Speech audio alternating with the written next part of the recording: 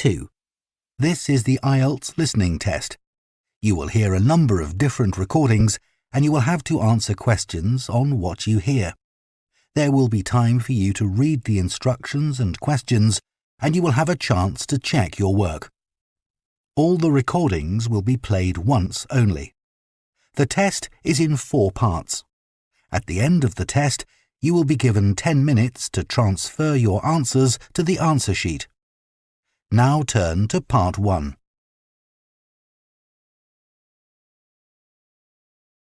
Part 1.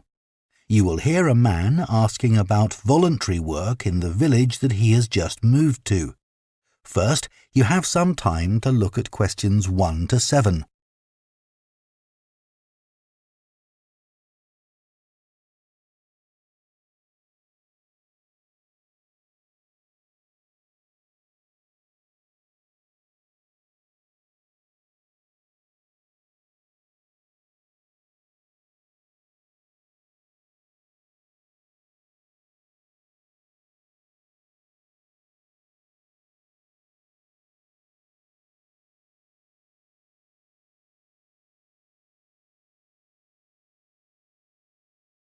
Now listen carefully and answer questions 1 to 7. Hello, Jane Fairbanks speaking. Oh, good morning. My name's Frank Pritchard. I've just retired and moved to Southo.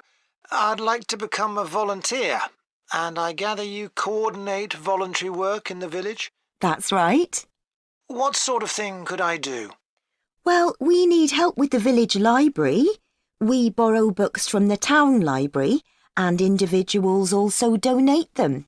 So one thing you could do is get involved in collecting them, if you've got a car, that is. Yes, that's no problem. The times are pretty flexible, so we can arrange it to suit you. Oh, another thing is the records that we keep of the books we're given, and those we borrow and need to return to the town library. It would be very useful to have another person to help keep them up to date. Right. I'm used to working on a computer. I presume they're computerized? Oh, yes. Is the library purpose-built? I haven't noticed it when I've walked around the village. No, we simply have the use of a room in the village hall. The West Room. It's on the left as you go in. Oh, I must go and have a look inside the hall. Yes, it's a nice building. Do you run a lunch club in the village for elderly people? I know a lot of places do. Yes, we have a very successful club. I could help with transport, if that's of any use. Oh, definitely. People come to the club from neighbouring villages, and we're always in need of more drivers. And does the club have groups that focus on a particular hobby too? I could get involved in 1 or 2, particularly if there are any art groups. Excellent. I'll find out where we need help and get back to you. Fine. What about help for individual residents? Do you arrange that at all? Yes, we do it as a one-off. Oh, in fact, there's Mrs. Carroll. She needs a lift to the hospital next week, and we're struggling to find someone. When's her appointment? On Tuesday. It would take the whole morning. I could do that? Oh, that would be great. Thank you. And also next week, we're arranging to have some work done to Mr. Salisbury's house before he moves, as he isn't healthy enough to do it himself. We've got some people to decorate his kitchen, but if you could do some weeding in his garden, that would be wonderful. OK, I'd enjoy that. And presumably the day and time are flexible? Oh, yes. Just say when would suit you best and we'll let Mr. Salisbury know. Good. Before you hear the rest of the conversation, you have some time to look at questions 8 to 10.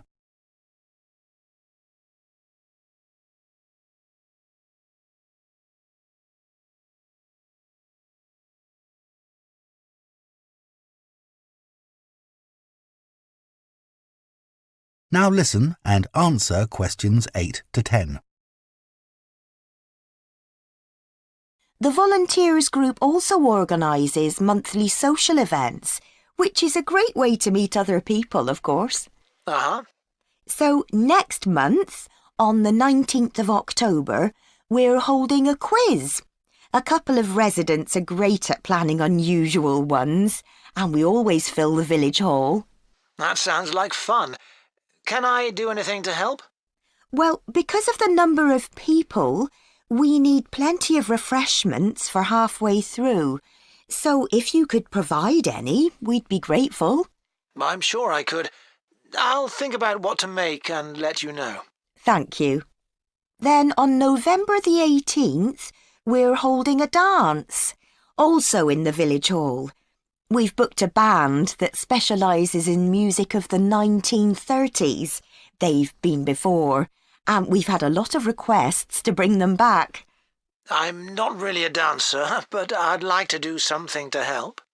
Well, we sell tickets in advance, and having an extra person to check them at the door as people arrive would be good.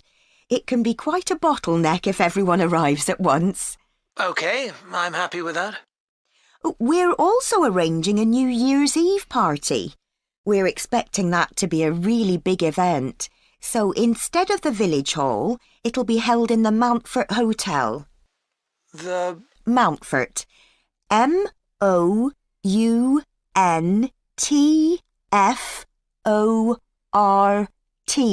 Hotel. It isn't in Southo itself, but it's only a couple of miles away. The hotel will be providing dinner, and we've booked a band. The one thing we haven't got yet is a poster. That isn't something you could do by any chance, is it? Well, actually, yes. Before I retired, I was a graphic designer, so that's right up my street. Oh, perfect. I'll give you the details, and then perhaps you could send me a draft? Of course. That is the end of Part 1. You now have half a minute to check your answers to Part 1.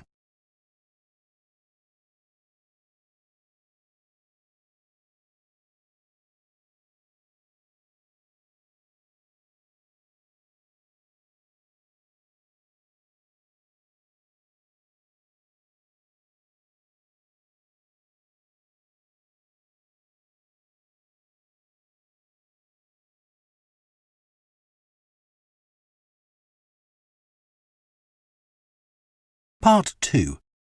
You will hear a guide at a tourist attraction called Oniton Hall talking to a group of visitors.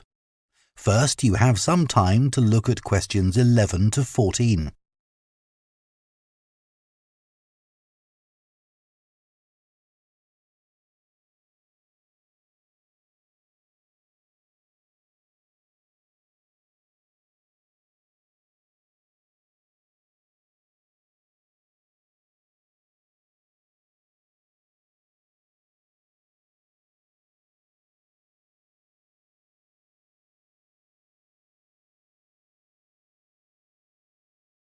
Now listen carefully and answer questions 11 to 14. Good morning and welcome to Oniton Hall, one of the largest estates in the area. My name's Nick and I'm one of the guides. I'll give you a brief introduction to the estate while you're sitting down, and then we'll walk round. The estate consists of the house, gardens, parkland and farm, and it dates back to the 14th century. The original house was replaced in the late 17th century, and of course it has had a large number of owners. Almost all of them have left their mark, generally by adding new rooms, like the ballroom and conservatory, or by demolishing others. The farm looks much as it's always done, although the current owner has done a great deal of work to the flower beds. In the 17th century, the estate was owned by a very wealthy man called Sir Edward Downes. His intention was to escape from the world of politics after years as an active politician, and to build a new house worthy of his big collection of books, paintings and sculptures. He broke off contact with his former political allies and hosted meetings of creative and literary people, like painters and poets. Unusually for his time, he didn't care whether his guests were rich or poor, as long as they had talent. Big houses like Oniton had dozens of servants until the 1920s or 30s, and we've tried to show what their working lives were like. Photographs, of course, don't give much of an idea, so instead, as you go round the house, you'll see volunteers dressed up as 19th century servants going about their work. They'll explain what they're doing and tell you their recipes or what tools they're using. We've just introduced this feature to replace the audio guide we used to have available. I see there are a number of children here with you today. Well, we have several activities specially for children, like dressing up in the sorts of clothes that children wore in the past.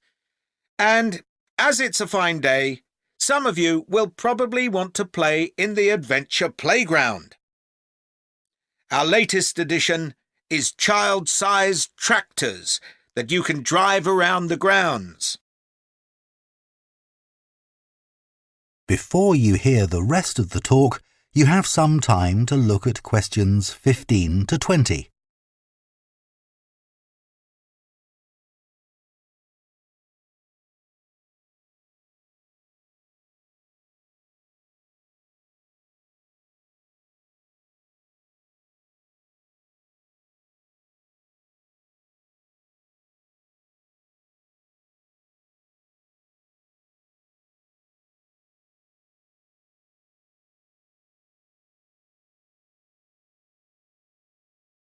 Now listen and answer questions 15 to 20. We'll also be going into the farm that's part of the estate, where there's plenty to do.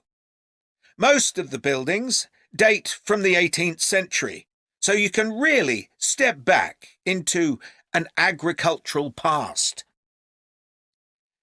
Until recently, the dairy was where milk from the cows was turned into cheese. It's now the place to go for lunch, or afternoon tea, or just a cup of coffee and a slice of homemade cake. The big stone building that dominates the farm is the large barn, and in here is our collection of agricultural tools. These were used in the past to plough the earth, sow seeds, make gates, and much more. There's a small barn, also made of stone, where you can groom the donkeys and horses to keep their coats clean. They really seem to enjoy having it done, and children love grooming them. The horses no longer live in the stables, which instead is the place to go to buy gifts, books, our own jams and pickles, and clothes and blankets made of wool from our sheep. Outside the shed, which is the only brick building, you can climb into a horse-drawn carriage for a lovely, relaxing tour of the park and farm. The carriages are well over 100 years old. And finally, the parkland, which was laid out in the 18th century with a lake and trees that are now well established.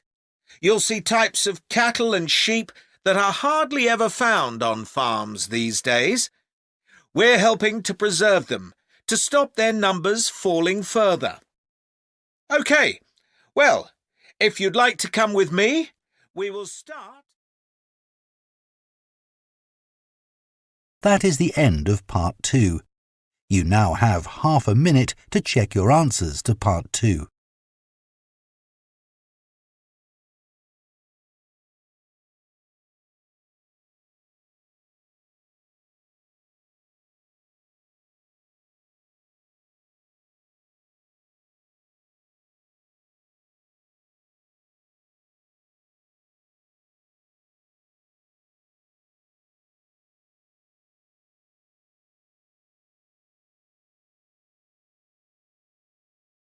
Part 3. You will hear 2 theatre studies students discussing stage and screen performances of Shakespeare's play Romeo and Juliet. First, you have some time to look at questions 21 and 22.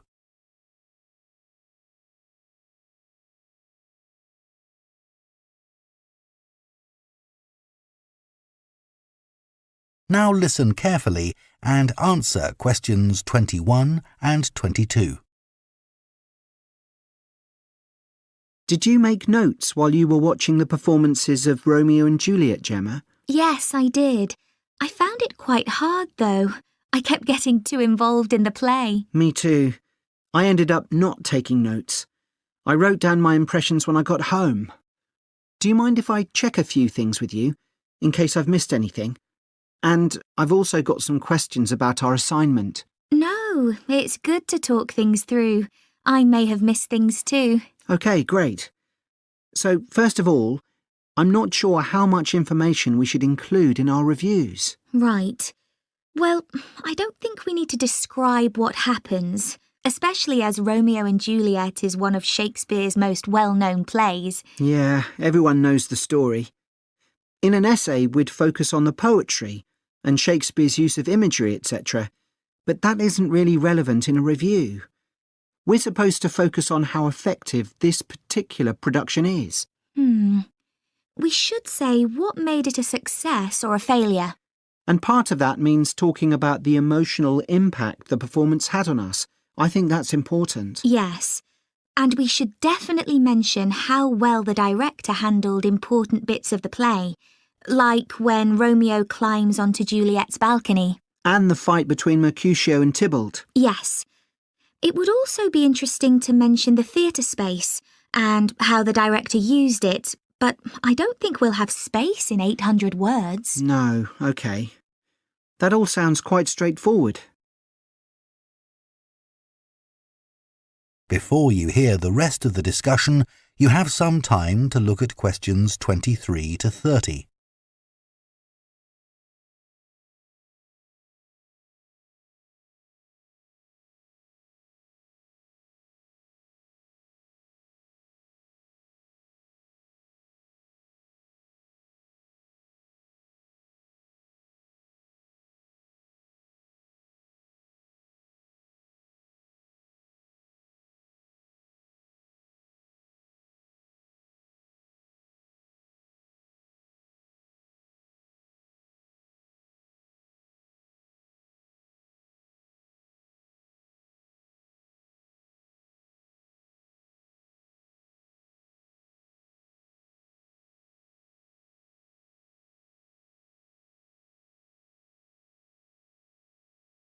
Now listen and answer questions 23 to 30.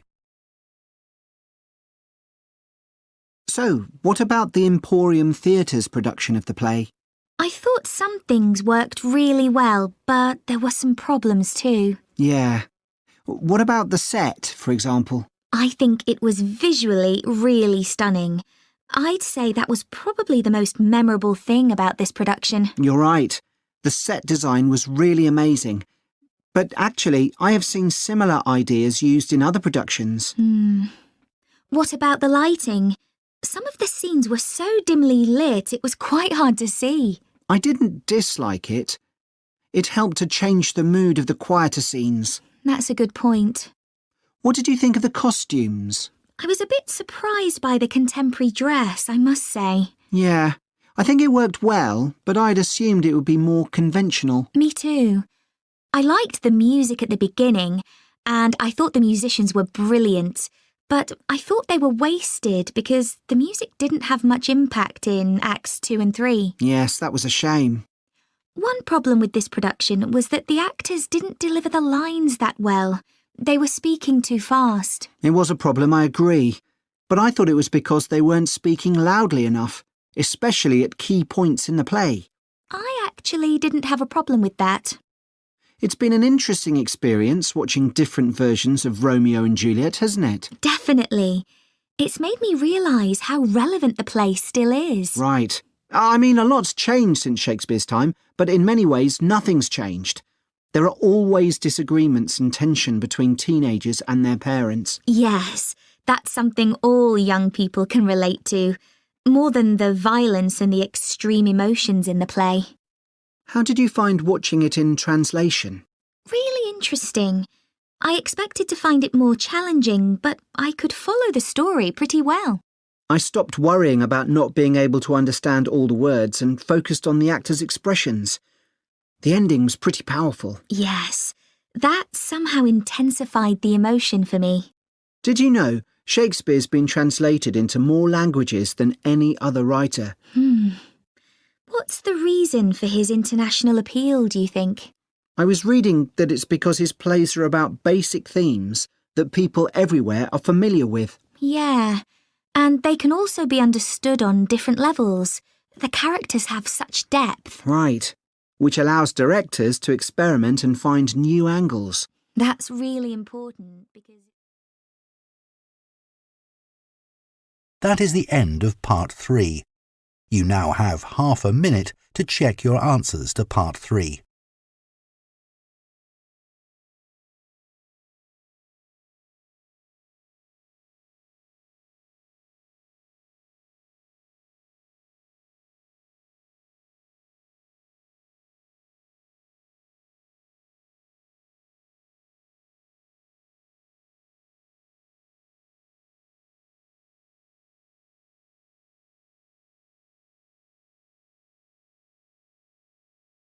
Part 4.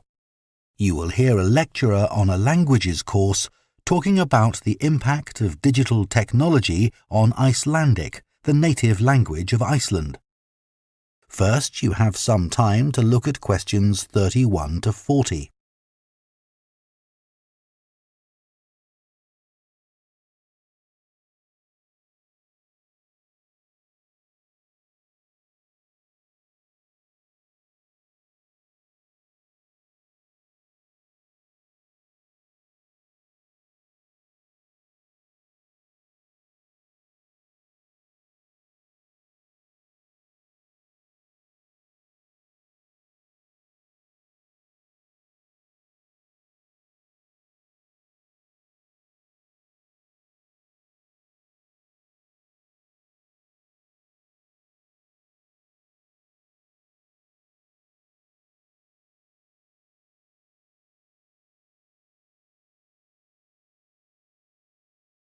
Now listen carefully and answer questions 31 to 40. Right, everyone, let's make a start. Over the past few sessions, we've been considering the reasons why some world languages are in decline. And today I'm going to introduce another factor that affects languages and the speakers of those languages, and that's technology, and in particular, digital technology. In order to illustrate its effect, I'm going to focus on the Icelandic language, which is spoken by around 321,000 people, most of whom live in Iceland, an island in the North Atlantic Ocean. The problem for this language is not the number of speakers, even though this number is small, nor is it about losing words to other languages, such as English. In fact, the vocabulary of Icelandic is continually increasing, because when speakers need a new word for something, they tend to create one, rather than borrowing from another language. All this makes Icelandic quite a special language. It's changed very little in the past millennium, yet it can handle 21st century concepts related to the use of computers and digital technology. Take, for example, the word for web browser. This is vafri in Icelandic, which comes from the verb to wander. I can't think of a more appropriate term because that's exactly what you do mentally when you browse the internet. Then there's an Icelandic word for podcast, which is too hard to pronounce, and so on. Icelandic, then, is alive and growing, and it's a big but, young Icelanders spend a great deal of time in the digital world, and this world is predominantly English. Think about smartphones.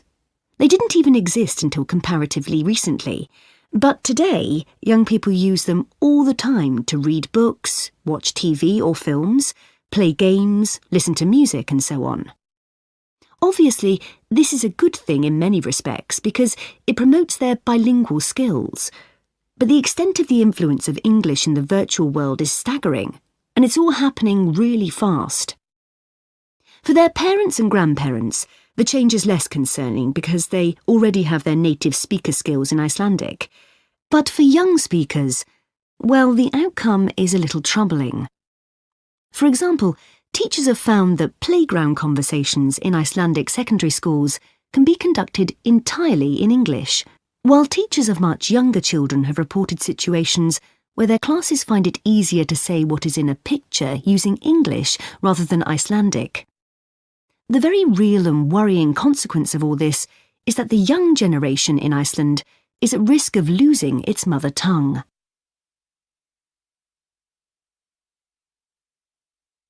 Of course, this is happening to other European languages too.